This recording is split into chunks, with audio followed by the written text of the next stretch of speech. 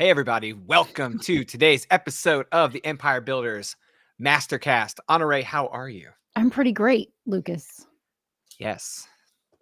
I'm pretty great. Should we ask Byron how he's doing? I think he's on a call right now. So, no, we shouldn't disturb him right now. That's who we're concerned about right now. Right now. Right now. Yeah. So, who are you again? I'm a guy named Lucas, and I help nonfiction authors create courses from their books. How about you, Honore? I'm Honore Quarter, and I help professionals to write, publish, and monetize their books. Yeah. Yeah. We were just talking about one of those professionals a few minutes ago. We were. Yes. Yes. Yeah. There is a book that is imminent. Dun, dun, dun. Dun, dun, dun. And it's beautiful. Yeah. I'm Dark really excited cover. about it. Yeah. I like it. Some contrast. Yeah. Where is it? What did I do with it? Where'd it go? I don't have it. Yeah. I don't know. Wait, I hid it from myself. I'm going to just do a flyby. Ready? Yes. That's all I can show today, everyone. You'll have to come back in a few weeks to see it. We need one of those partial cover reveal graphics where it's like, looks like a package has been torn open. Those always frustrate me. They do? So like something like this? Yeah. Because I'm like, I just want to. Wait, hold on. Can I go like? Yep. Okay. So now we have no idea what's happening, but there it is. There it is. There it is. What are you reading? I am reading a beautifully written story called The Redemption of Morgan Bright, written by Chris Panettiere. And it's a very interesting POV because, and this is fiction. It's about a lady who checks herself into this mental institution. All right. And it's written through her perspective. So it's really entertaining to read someone writing through this very interesting character POV. Interesting. Yeah. And Chris is just a brilliant writer. Beautiful, beautiful prose. And I just finished The House at the End of Lacellian Street by Catherine McCarthy, which is who street? Lacellian Street. Yeah, no, that's not a word. Well, it's funny because I had an advanced reader copy, and Catherine is in Wales, so she's a Welsh author. She's what's her last name? McCarthy. McCarthy. McCarthy. In fact, I just interviewed her. I know how to spell McCarthy. I did a book with Mike and Lindsay McCarthy called The Miracle Morning for Parents and Families twice, because we did the first edition and the second edition after the 5th year. So shout out to the McCarthys. Yeah. And their distant Welsh cousin apparently, Catherine. With a C. With the C. With a C. That's how I called it. Beautiful story. That one's interesting because it's sort of cosmic, sort of great. Like, it's just a very deep, full story, but it's short. It's a novella. So it's really fun to kind of climb through 2 or 3 hours of that story and come out the other side going, wow. The concept, which I will share. Hey, Jen, I'll share briefly, is that these 3 people get on this bus in this ice storm. They don't know why they're there. They don't know where they're going, but the bus driver just keeps saying Lacellian Street. And they're like, yes. And they don't even know why they're there. And then when the bus stops, the 3 people get off.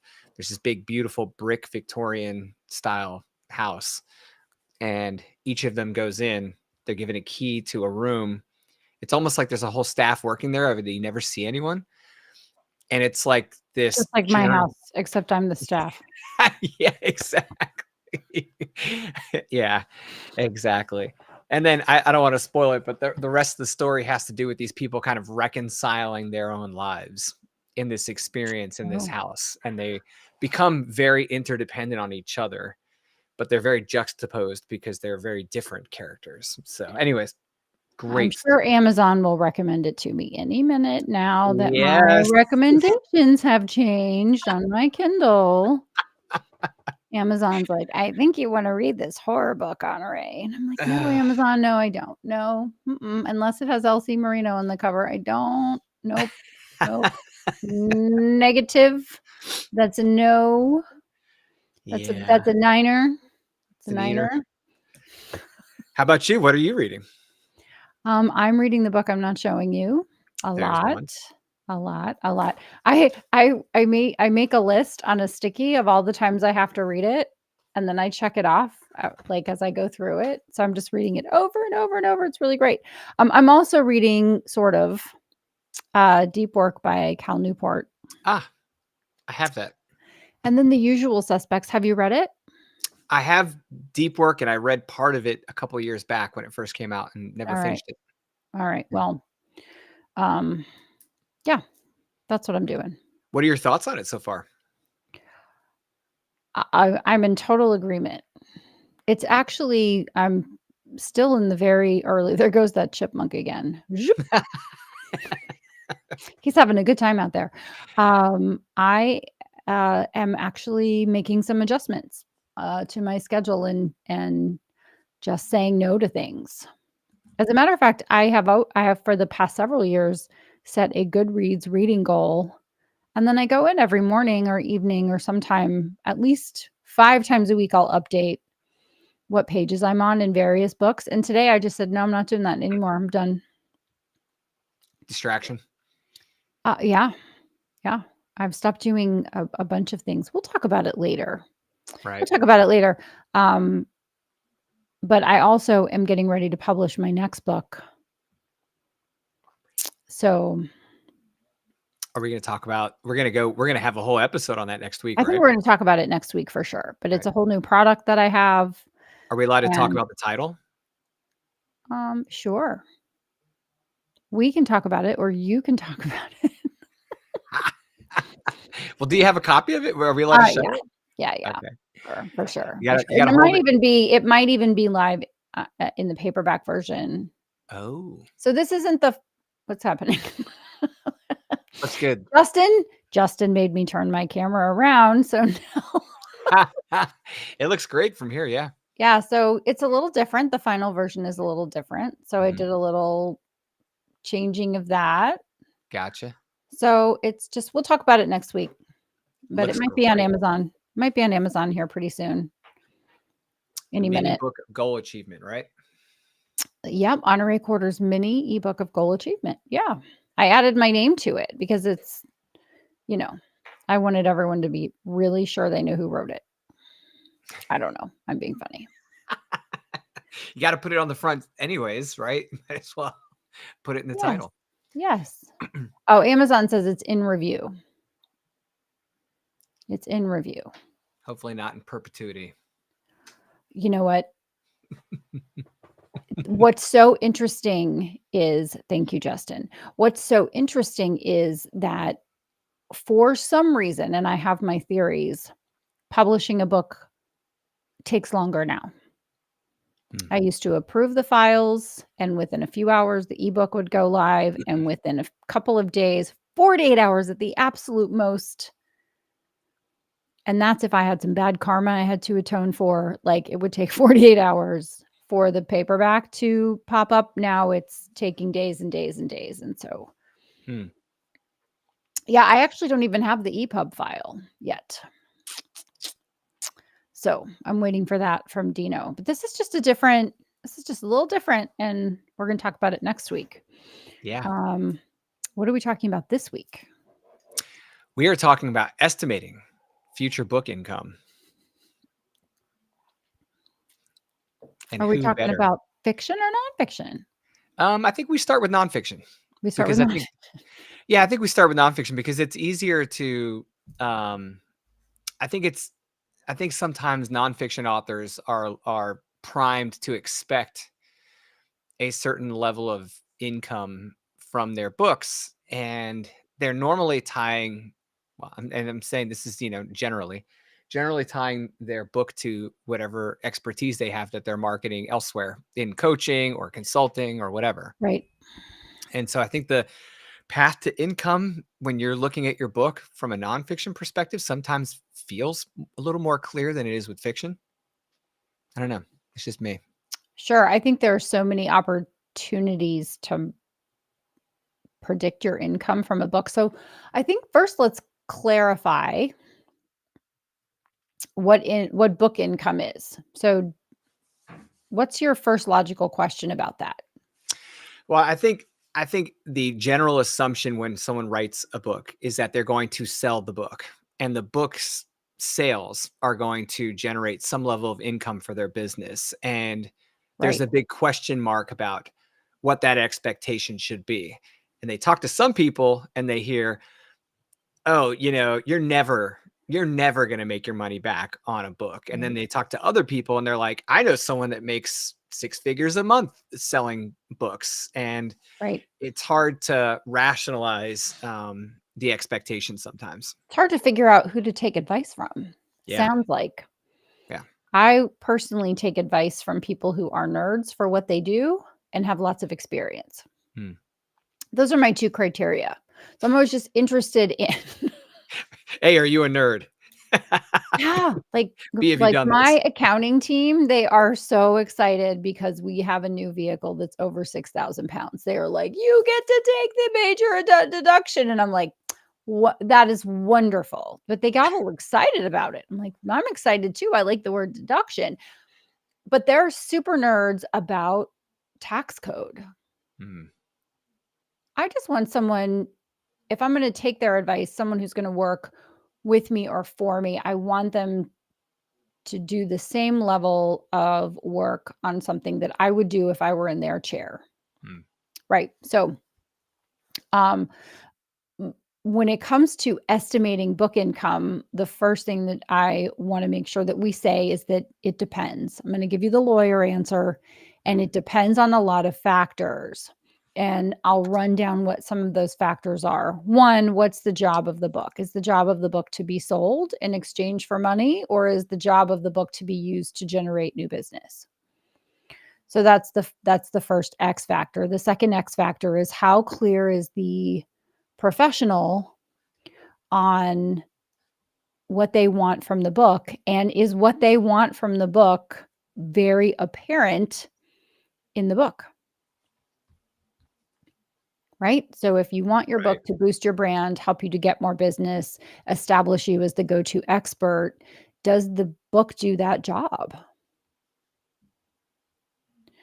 So are you referring specifically to the message and the content of the book, or is Yeah. that more about like the marketing of the book? Right. It's like the Well, I book think, itself, right? initially the message, Right. but ultimately the next place I was gonna go, and I think you just picked up on it, is does the author have a clear marketing plan that is,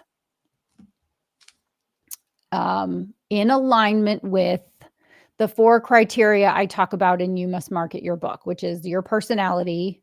Are you an introvert, an extrovert, or an ambivert? What is the job of the book? Right? Are you clear on the job of the book? Do you have a budget? Although we all know I hate that word. That's the German word for torture. Right? And do you have an amount of time that you are able to carve out to do your book marketing? Hmm. So if you don't have the answers to those 4 questions, then you're just constantly looking for the answer. How do I market my book? How do I market my book? And if I say to you, the way you market a book is to buy a billboard, one of those electronic billboards you see on the freeway, and it's going to cost you $25,000 a month, you're going to say, but Honore, people don't look at a billboard to buy a book. I don't have $25,000 a month. Well, then you didn't answer the 4 questions. What do you have as a budget? How much time do you have to market your book? And I'm going to just distill it down one more layer. And that is to say, you want to find the 3 things that you can do consistently forever and ever to market your book and your business, and do those 3 things and forget everything else. You're not going to have the time to do more things. And you're going to find that pretty much 80% of your results are going to come from 20% of your efforts. And I'm going to call 20% of your efforts those 3 things. So I'm going to make that really easy. Hmm. That's pretty much a micro masterclass in book marketing right there. So when I think about estimating my future book income, I have to know what the job of the book is, what I want from the book, and make sure that that's included in the book. And then I have a line of sight to, okay, so if I give 10 keynote speeches a year at $10,000 a speech, I'm going to expect to earn $100,000. Now, that's what I'm going to earn with no book. If I know I can raise my fee by 25 to 50%, and I'm going to use round numbers, everyone, because hi, I'm a writer, not a mathematician. If you want the math stuff, go to Lucas. Lucas is your guy. Please don't come to me for math. Okay. Right. Okay. I mean, I can do the math, but I don't want to do the math. Yeah. If I am a keynote speaker and I know that I can use my book to generate 10 new speaking engagements and I've raised my fee by 50%, I'm now charging $15,000 and I get 10 new speeches. My estimated new income as a result of my book is $150,000. Does everybody see what I did there? So now my estimated speaking income went from 100,000 to 250,000. And that is a, I don't know, percentage in an increase. 200, 150% increase. I don't know. A lot. It's a lot. You've just more than doubled your income as a result of your book. You then have to figure out, how do you generate those 10 new presentations? Right. And also, if you were going to give 10 speeches, I did the math wrong. If you were going to give 10 speeches at 10,000, but now you can charge 50% more because you're an author, your original 10 speeches are now 15,000. So you've made 150,000, and then you've made a new 150,000 because you've doubled the number of speeches. Right. So the same math works if you're a consultant, if you're a coach, et cetera, et cetera. You can increase the amount that you're charging for something because you're an author. And then you can more than likely, if your marketing plan is done well and you execute on your marketing plan, there's a lot of X factors. I've done some really great marketing plans for people. And when I check in with them to ask them how the marketing plan is going, they're like, oh, I haven't looked at that in a while. You're right. I need to get back to doing that. I need to circle back to that. So you have to be really clear on what you want from the book. You have to be really clear on the job of the book, and you have to make sure that that is baked in. And on a book that I'm working on right now, one of the ways that I read the book and that I read every book is to make sure that every step along the way, the reader is being taken on a journey. Part of that journey is their own transformation. I want you to be able to do something better or differently than you did before you opened the book. I want you to avoid pain and gain pleasure from reading the book. I also am not a fan of books where they're beating you over the head with, well, I have this thing I can sell you. Oh my gosh. All the time. Yeah. Which is different from, I have a bonus for you outside of this book that's free. You can go and claim your bonuses. That's different. But I'm putting in 30% of what you need to know. The other 70% is behind a paywall of some kind, right? That's not fair. That's not cool. You want to give your readers as much as you can. But what I recognized in reading this book is that the contents of the book were not abundantly clear, that the reader had the option to engage in help if they wanted it. Right. We're going to give you everything we can in the format of a book, but there is help if you want help. If you're more of a done for you person than a done with you person, or a done by you person, I guess that's a DIY, right? So there's DIY, there's DWY, and there's DFY. Do it yourself, do it with you, do it for you. Right. So if someone is more of a honorary, here's my American Express card, you do it, which is a lot of my clients. Right. Then those lines are really necessary in your book. In other words, if you want to monetize your book with a course, but you don't want to actually do anything other than create the videos, I've got a guy. Guy. You're the guy. That's right. So all of that has to be clear in the very beginning and in the contents of the book so that the reader knows, oh, I don't have to do this by myself. I don't have to figure this all out. I don't have to reread these 6 pages again and again and again to get what it is that I'm supposed to do. There's help. There's additional help that's available. Right. All right. So estimating how much your book can make, the next step in this is to identify how you want to make your money. How fast you want to make your money. Yeah. How easily you want to make your money, how lucrative you want the income stream to be.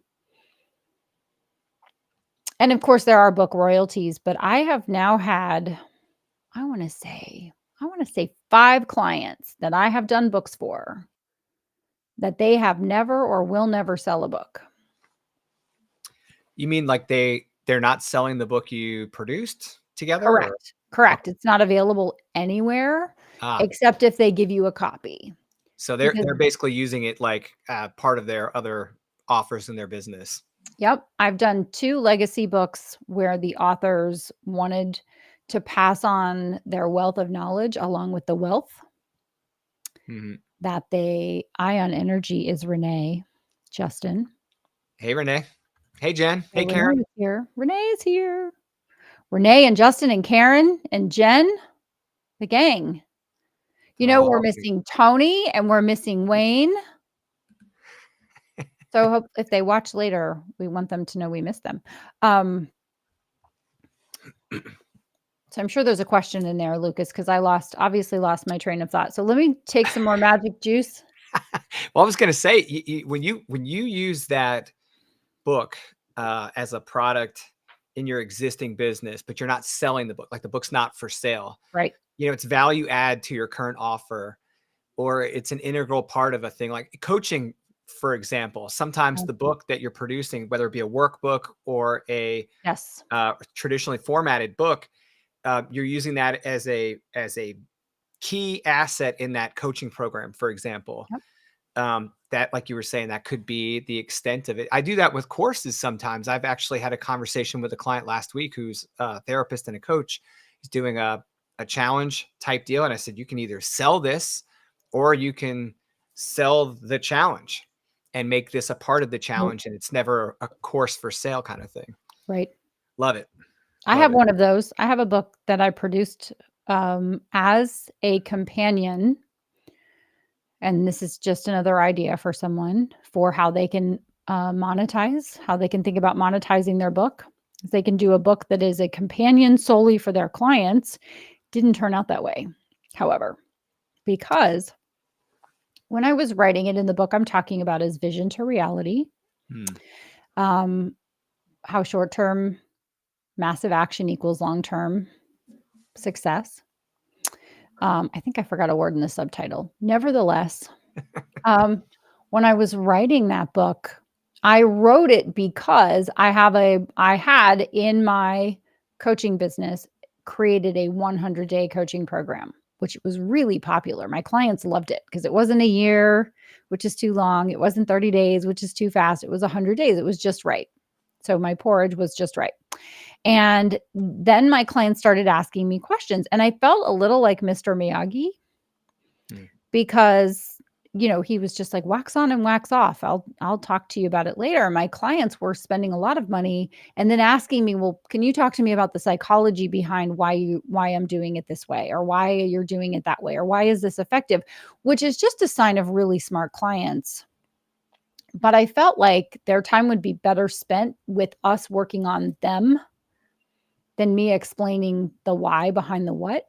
And so I wrote Vision to Reality originally solely as a companion guide for my clients. Like, look, you can take a couple of hours and read this and understand the whole process. And I was writing it, and my mastermind group at the time that I was a part of, was like, what are you writing? We want to read it. And then they said, you have to publish this. This is actually really valuable information, and it might it might turn out to be lead gen, which is so interesting because I wasn't all books all the time back then. I was mostly something else and a little bit of books. And so it was one of the first aha moments I had around using a book for lead generation and how powerful a book could be for specifically for lead generation, not just having a box checked next to your name, which is, oh, this person is an author. I need to listen to them. They're the authority. When crafting a book that is very specifically done for the purpose of lead generation. Now, you can't be a jerk about it, kids. You can't not give away everything you can give in the contents of a book. It's not just lead gen. It's not just about you. It's a lot about the reader. Right. So anyway, yeah. Absolutely. I digressed the digression. Pretty good, right? It's okay. Yeah. Oh, that's fun. Takes a special skill to do that, just so you know. It's not easy. But you're good at it. So why not do it more? You know? All right, I'll see how else I can apply that in this conversation. I'm saying all this knowing that, it's going to come back to bite me. It just is. I'll never bite you, Lucas. Well, you won't. That's for sure. I'm too shifty for that. Yeah, I know. So, I know, and Byron would take your side, just to be fair. Well, he would take my side after he held me down so that you could accomplish your mission. And then he'd be like, all right, man, get up. Let me make you a drink. You understand, don't you? I mean, I got she's going to go to bed, right? So we can go sit by the fire. Yeah. Okay. I see how it is. Yeah. Me in the land of giants. Just little old Luke running around trying to survive. Yeah.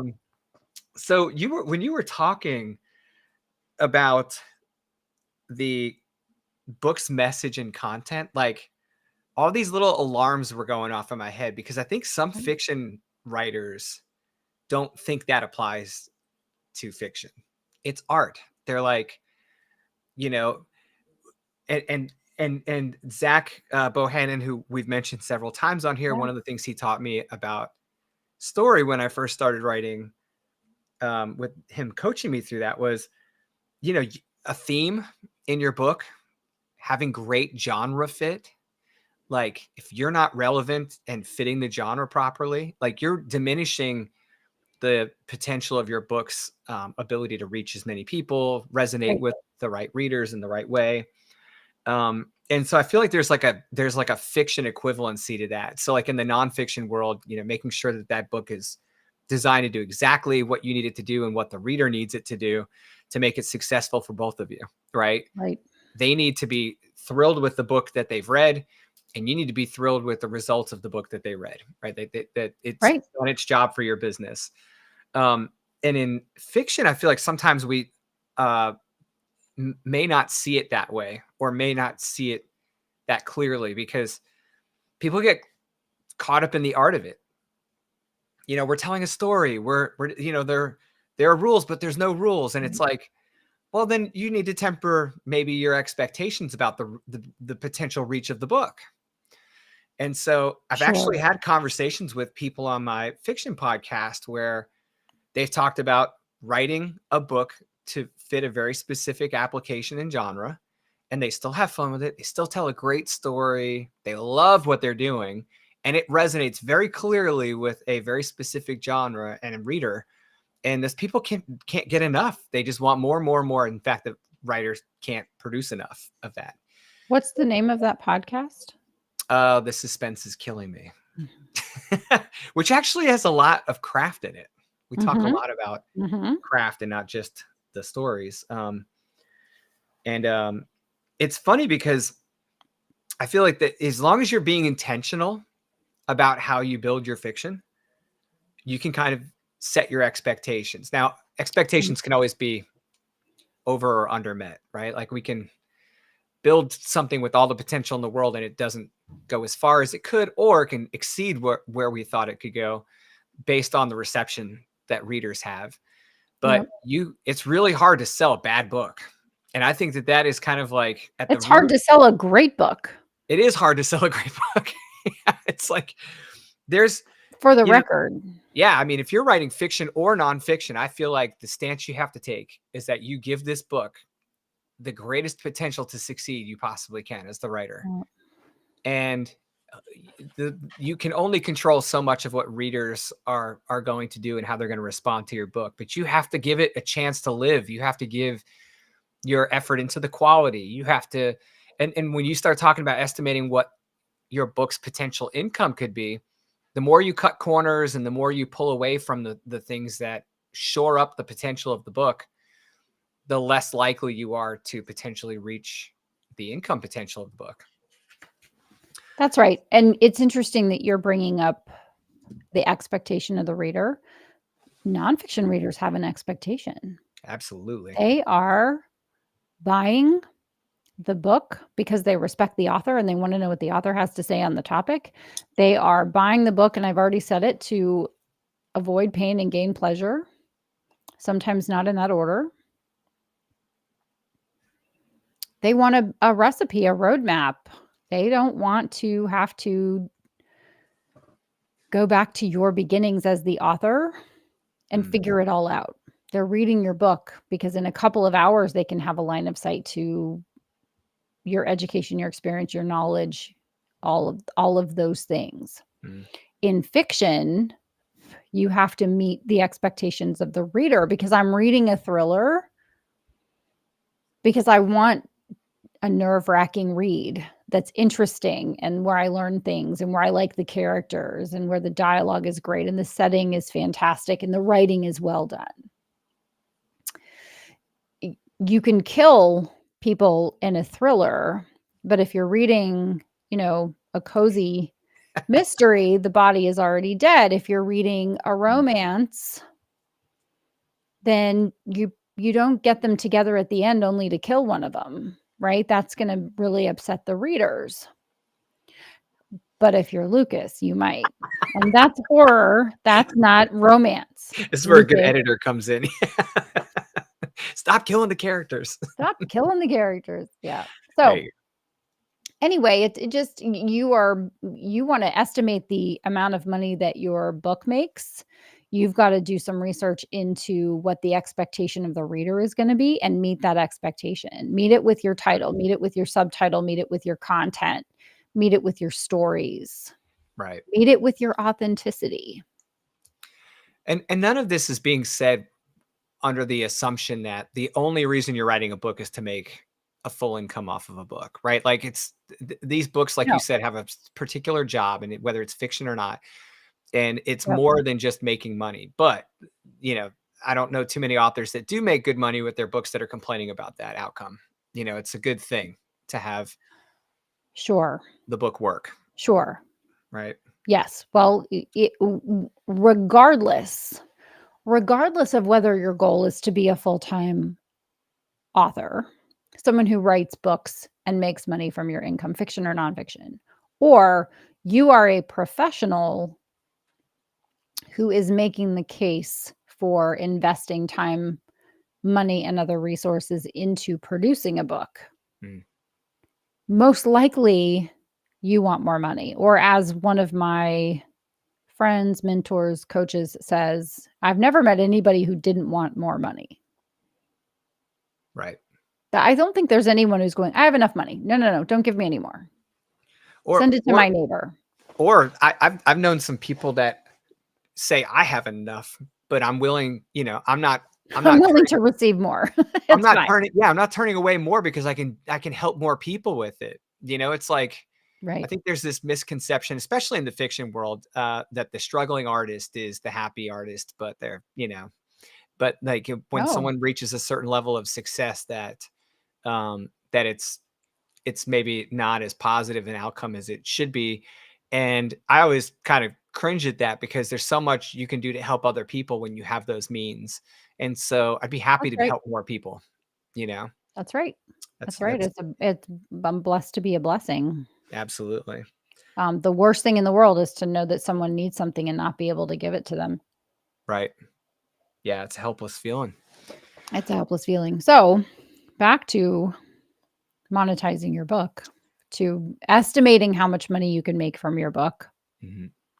Um, there is no real answer, but and you can definitely increase the likelihood of your book making an income if Right. you expect it to. Yes.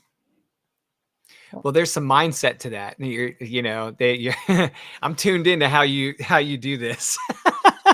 Because Honore mentors me on these things. But, there's times when it's like, hey, if your head's in the right space while you're doing this work, you're increasing the opportunity for the work to succeed, right? Which it makes perfect sense, but we sometimes fight ourselves on this without even knowing it, right? So people are arguing for their limitations in epic right. amounts. It's astounding to me how many conversations I have where people will legitimately argue their limitations with me or what their perceived limitations are. Right. And my challenge back to them, sometimes just in my head, sometimes I'm not, sometimes it's better just to hang out at zipit.com, right? But my challenge is always when you say you can't do something, and I got this from Tony Robbins 100 years ago, right? When he says, if you say, I can't, if you're ever in a seminar of his and you go, I can't do that, he'll go, okay, well, now if you can't, you must. So it's like, can you really not do that? Or you just don't feel like doing that? Or you don't feel like figuring out how to do that?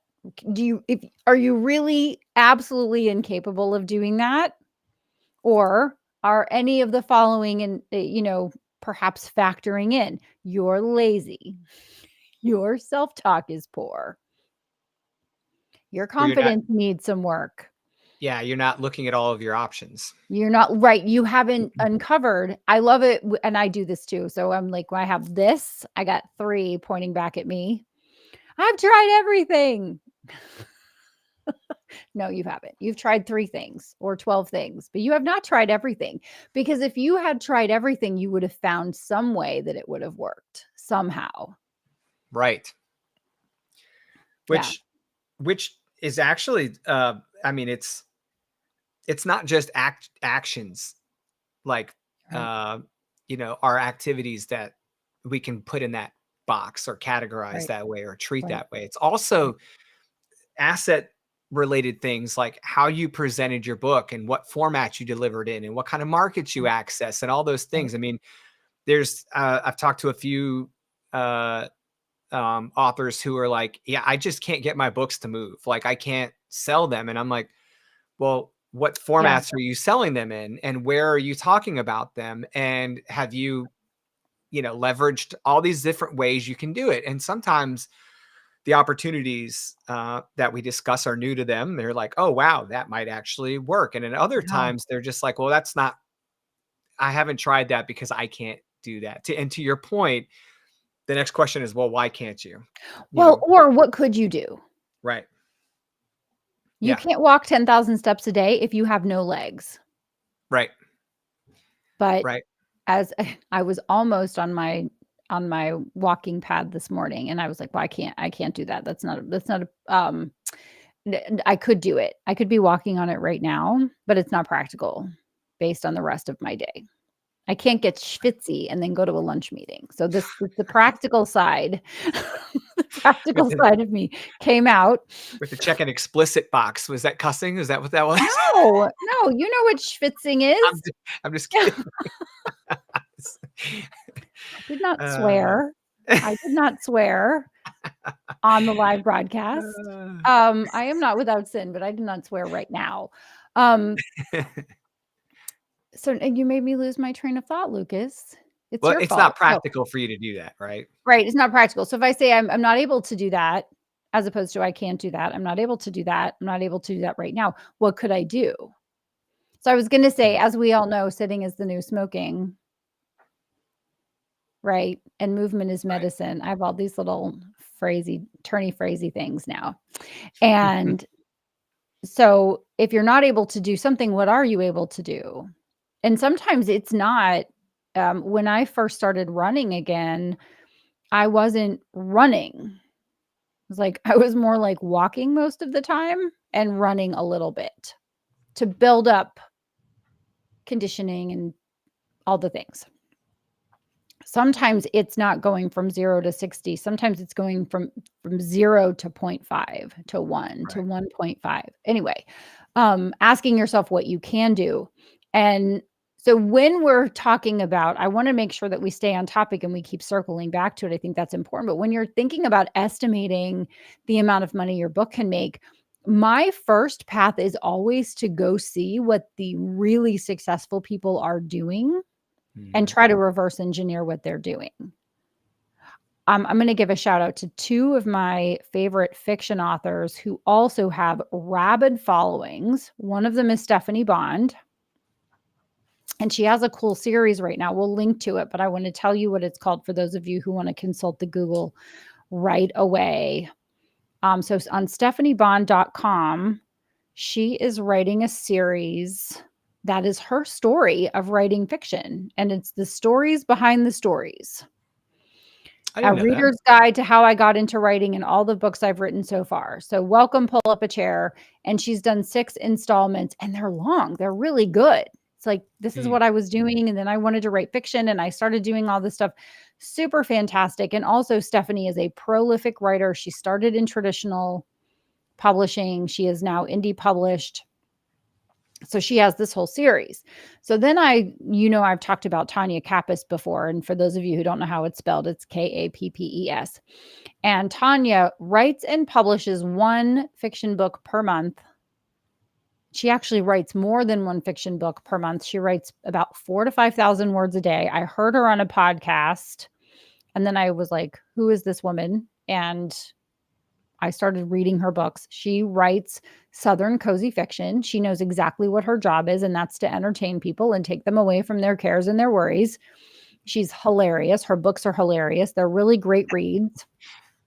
And I just started listening to everything that I could that she had done. People tell you a lot when they're on a podcast. Right. I just started listening to the fact that she has a Patreon account and the fact that she reads the first chapters of her books live on YouTube, just the first chapter. And as part of her Patreon, for her Patreon subscribers, she does these lives, but then she provides advanced copies of her books, and she sends out birthday cards. And there are probably 100 other things that I could list, not 100 that she does, but maybe 10 other things that she does that are solely focused on connecting her books with readers and giving her readers a great experience. She writes in her Shamper, which is her she camper. Is that where she writes? That's where she writes. She lives on some land in Kentucky. She puts those on her book covers. She does. Yeah. She kind of keeps her genre close, or her books close to her experience. Everything she does is 100% on brand, and her focus is 100% on brand. And whenever she gets tempted to do something off brand, she goes, nope, I'm not going to do that. And she reels it back in. She's like, I have one job.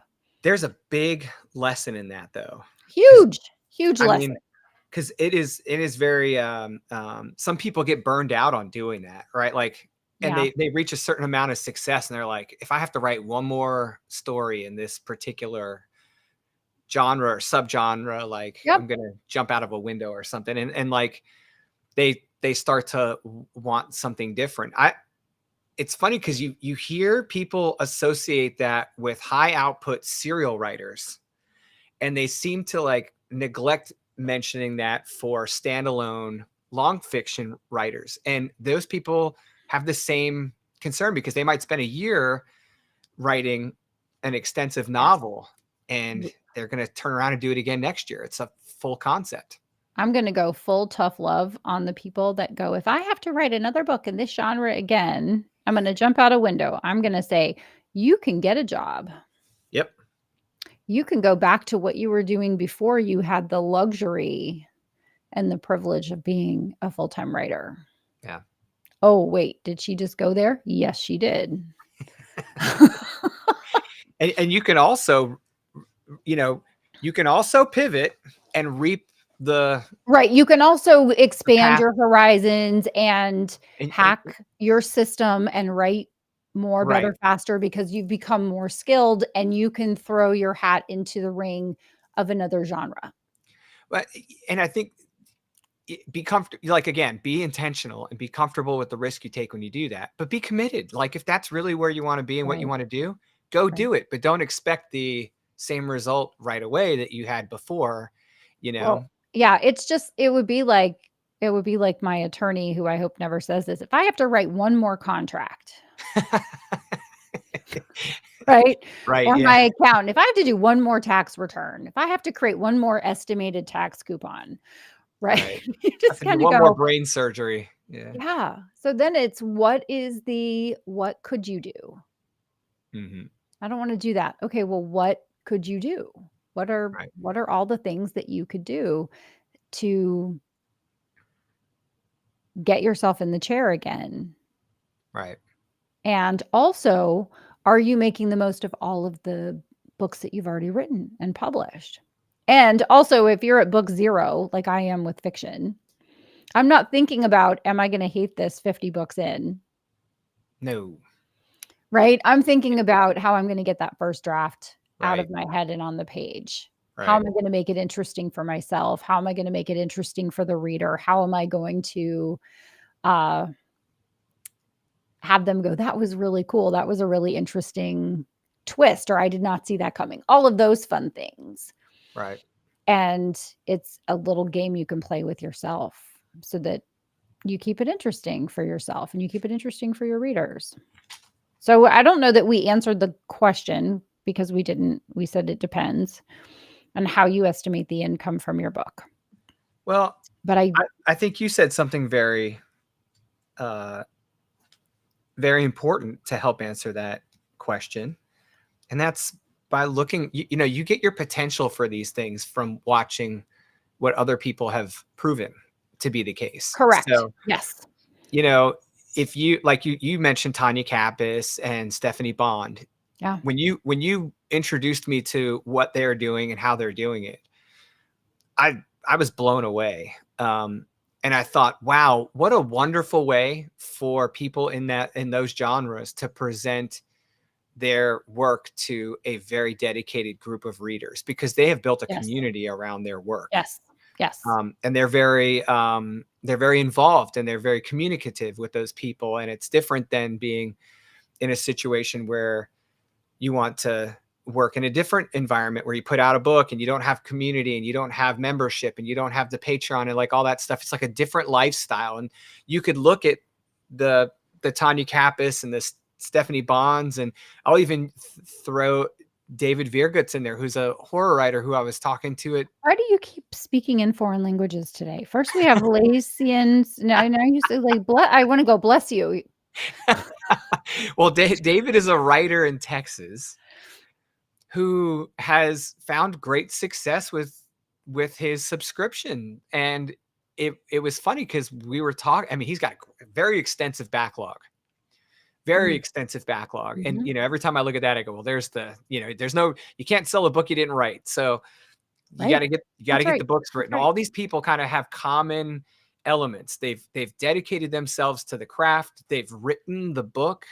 They've focused on readers. They've really gone out of their way to connect with people. And when I was talking,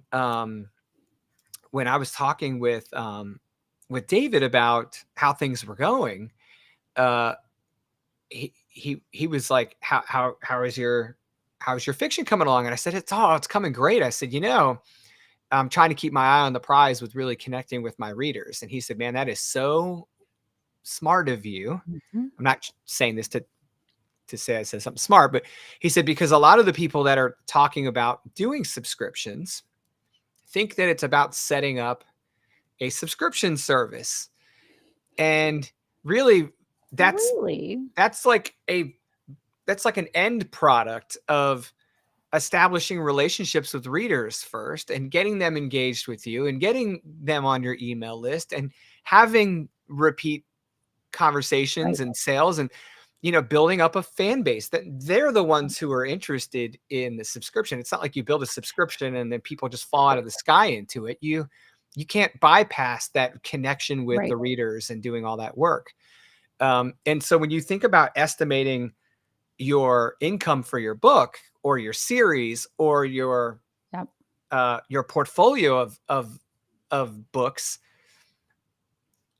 you again build the model you want to exist in, the lifestyle you want to exist in, the way you want to connect with your readers.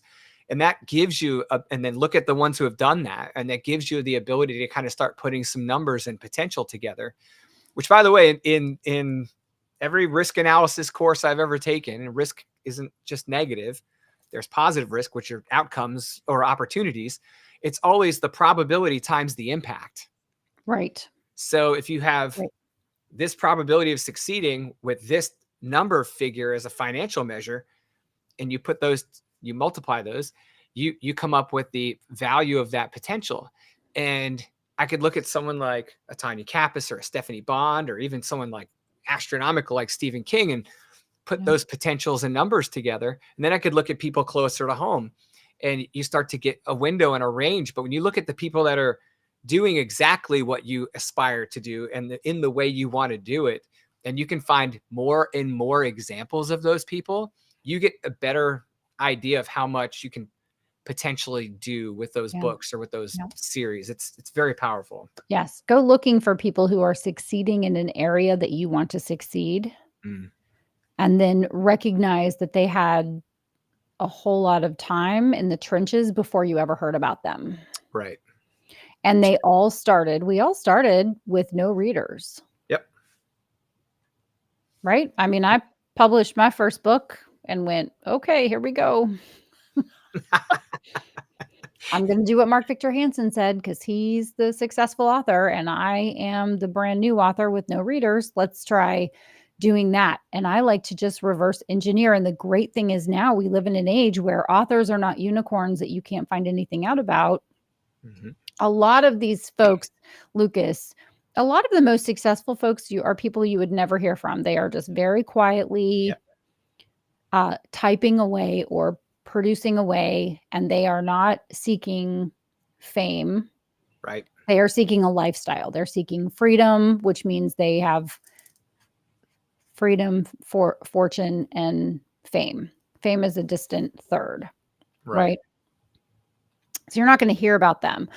But if you do listen to, in our case, right, as writers, I'm listening to writer podcasts and I'm listening to authors and I'm listening to what they're saying and what their common themes are and what their activities are, they will almost always say, I get up and I write the words.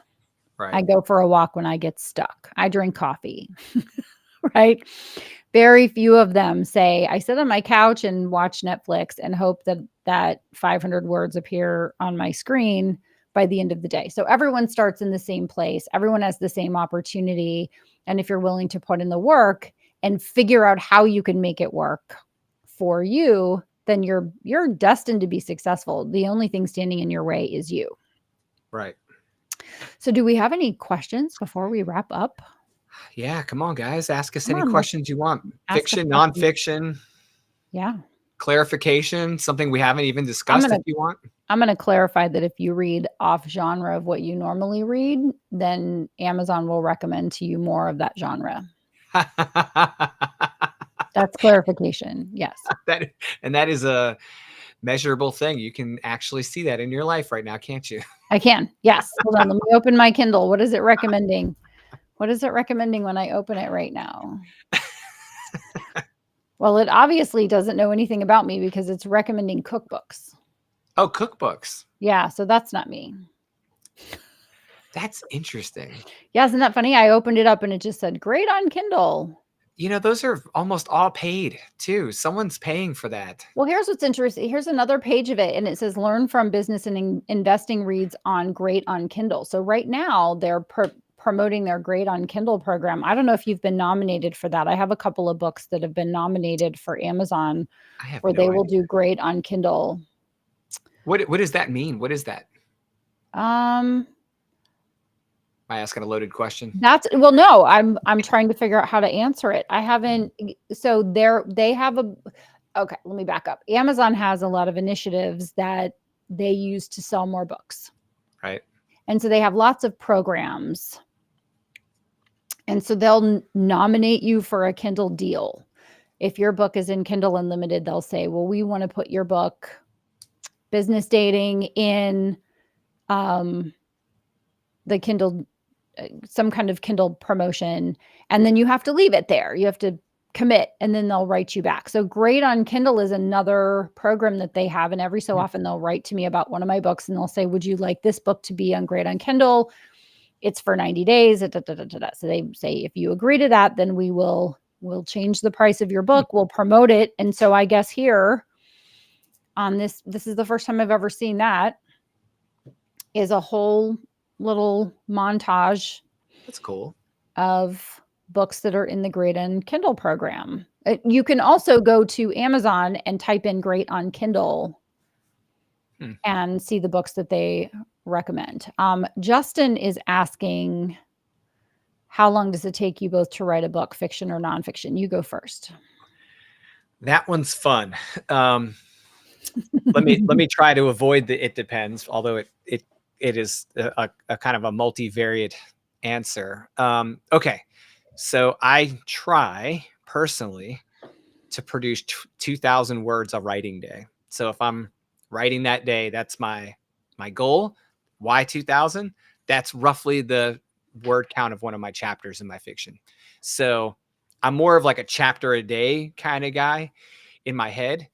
Sometimes it happens, sometimes it doesn't. But when I'm on a roll and I'm like cranking, that's what's happening. So that is for the fiction side. For the nonfiction, it's a little harder for me personally, because it's usually very detailed. So when I'm writing nonfiction, it's a little bit more detailed stuff. I do a brain dump first. I just get it out. So I'm not even paying attention to word count at that point. I'm just getting the information out of my head, and then I groom it and clean it. So I would say I need 3 months to 4 months to write and produce a book on average, but up to 6 months. So how about you, Andre? For nonfiction? Yeah, for nonfiction, I prefer to take 6 months because of the detail and the way we have been taught to produce a nonfiction book, which is very detailed, quality high. It takes more time and effort. So it's not about the writing, it's about the whole project. So might get it written in 3 months, but it's going to take 6 months on average to kind of put that book out. Right. So the writing the book, Justin, that's a great question. How long does it take let me start with fiction. How long does it take me to write fiction? Apparently forever. Will you stop? Forever. It'll come someday. No. No. I have a goal for right now for my fiction. So, and we'll talk about it next week because it's in the new book. I talk about it in the new book. As far as nonfiction is concerned, writing the book and producing the book are two, I'm going to say, I feel like I just did an episode of Law and Order. They're two separate but equal, parts, and the tracks run concurrently. Producing a book can go very fast. Writing a book can go very fast when you know what you're doing. As far as writing goes, the fastest I've written a book now is 1 day. A very short, multi-thousand word book, 5,000 words. I can write that in a day if I'm uninterrupted, which doesn't happen very often. Generally speaking, my books range on the short end 15,000, on the long end 60,000, with a word count goal of about 1,000 per session when I sit down. So it's about 1,000 words an hour.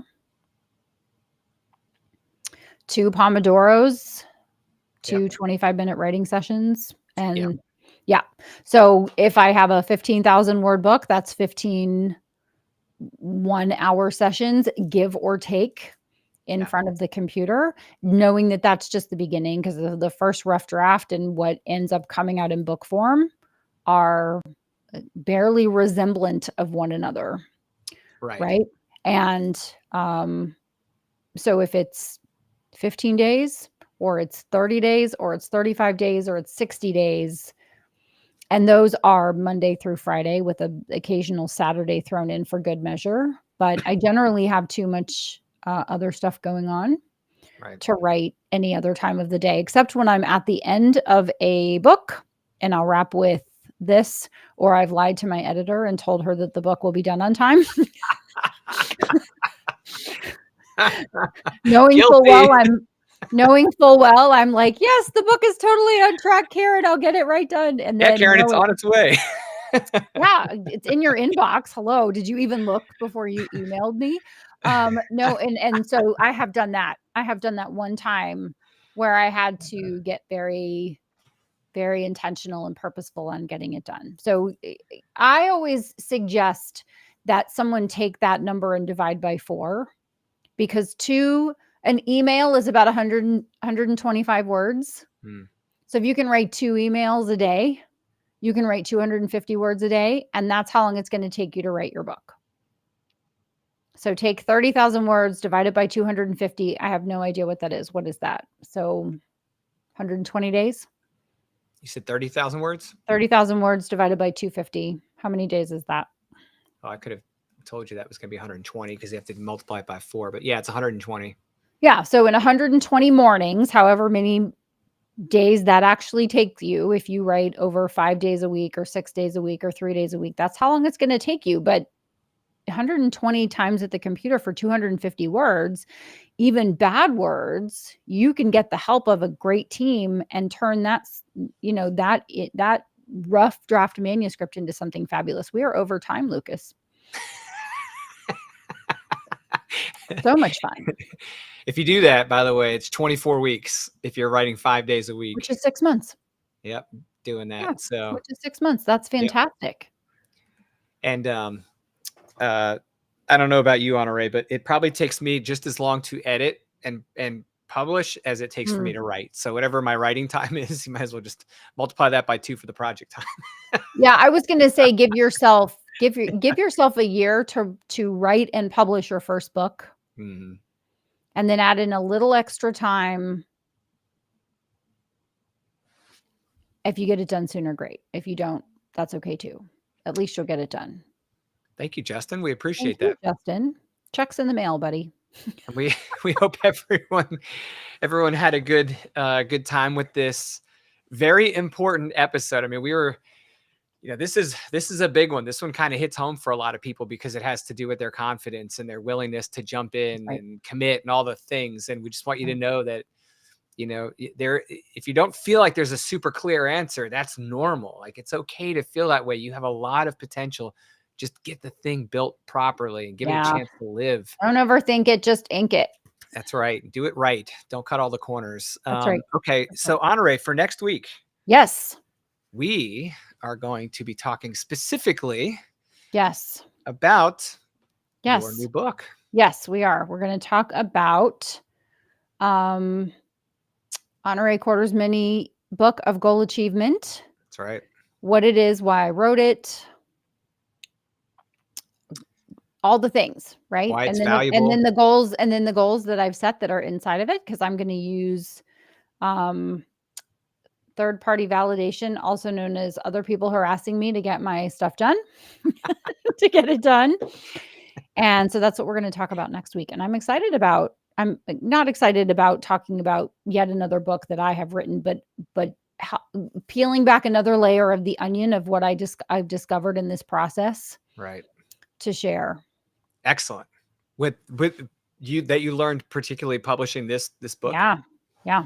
Gosh, see that is book 65. It's book 65.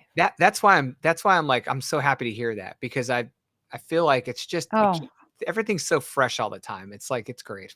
I learn at least one thing again and one new thing with every book. At least I relearn something because could be a slow learner.